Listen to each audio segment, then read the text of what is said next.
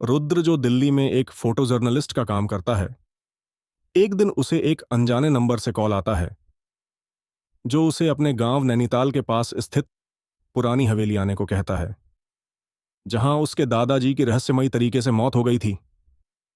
और उसके दादाजी की वसीयत में लिखा था कि अगर मेरी मौत के बाद कोई हवेली में 13वां दरवाजा खोलेगा तो मौत ही उसका स्वागत करेगी। यह सब देखकर पहले तो रुद्र को थोड़ा अजीब लगता है। फिर वो इन सब बातों पर ध्यान न देते हुए हंसता है और कहता है कि यह सब अंधविश्वास है, मैं तो सिर्फ सच की तस्वीरें खींचता हूं। लेकिन जैसे ही वो हवेली में घुसता है, उसके साथ अजीब अजीब हरकतें होनी शुरू हो जाती हैं। कभी उसे किसी के होने का एहसास होने लगता है। उसका मोबाइल अजीब अजीब आवाजें निकालता और बंद हो जाता। घड़ी उल्टी चलने लगती है और उसके कैमरे में सिर्फ काले धब्बे दिखते हैं। अब रुद्र वहीं पर जैसे तैसे करके रुक तो जाता है। वो अपना बैग और अपना कैमरा लेके वहीं हॉल में पड़ी डीडे सोफे पर ही रख देता है और इधर उधर घूमने लगता है और कैमरा उठा के तस्वीरें लेनी शुरू कर देता है कि तभी वहां कुछ ऐसा होता है जिसकी उसने कल्पना तक नहीं की होगी। वो एक पुरानी दीवार की तस्वीर खींचता है। कैमरे में देखने पर वहां एक औरत की परछाई खड़ी दिखती है, पर हकीकत में दीवार खाली दिखाई देती है। वो तस्वीर झूम करके देखता है तो उस औरत की आंखों से खून की धार बह रही होती है। तभी पीछे से धीमी आवाज आती है कि तू भी बाकी 12 की तरह मरेगा। रुद्र घबराकर तेजी से पलटता है, लेकिन वहां कोई नहीं होता। इतना सब होने के बाद रुद्र सुबह होते ही गांव तरफ भागा जाता है और वहां वो गांव के एक बुजुर्ग पंडित से मिलता है और उन्हें सारी रात की बीती बातें बताता है। इतना सुनते ही पंडित आश्चर्य भरी निगाहों से उसे देखता है। फिर पंडित कहता है, 13वां दरवाजा किसी इंसान के लिए नहीं, वो नरक का रास्ता है। तुम्हारे दादा समेत सभी 12 लोग उस दरवाजे से अंदर जा चुके हैं और आज तक कोई वापस नहीं आया।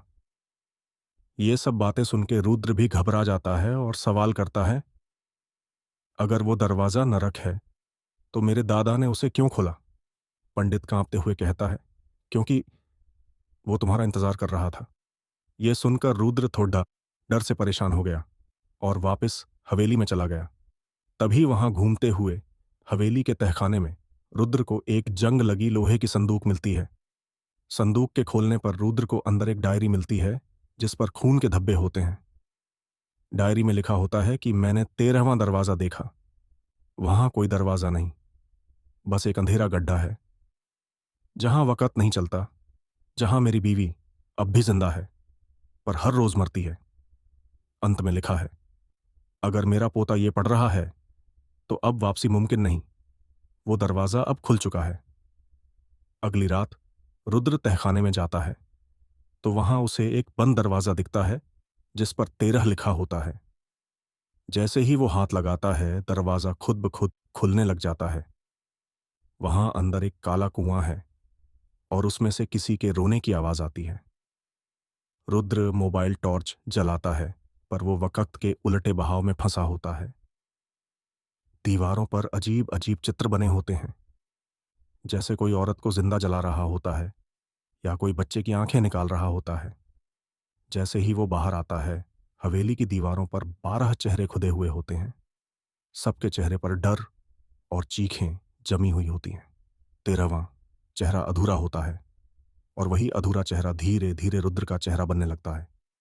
तभी रात के 3:13 पर हवेली की सभी बत्तियां अपने आप बुझ जाती हैं।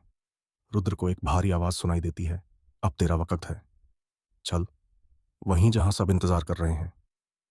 रुद्र तेजी से भागता है। भागते भागते कमरे बदलता है। हर कमरे में कोई पुराना मरा हुआ आदमी खड़ा होता है, जैसे पुराने नौकर, उसकी दादी, एक बच्चा। सब कहते हैं, हम भी भागे थे, तू कहां जाएगा? तभी भागते भागते रुद्र को डायरी के पीछे एक और पन्ना मिलता है जहां दादाजी ने लिखा होता है, 13वां दरवाजा एक परीक्षा है। अगर तुम डर गए तो वो तुम्हें खा जाएगा, लेकिन अगर तुम सच को समझ गए तो ये दरवाजा तुम्हें अमरता देगा। रुद्र समझ जाता है, ये आत्माएं मरी नहीं, फंसी हुई हैं वक्त में।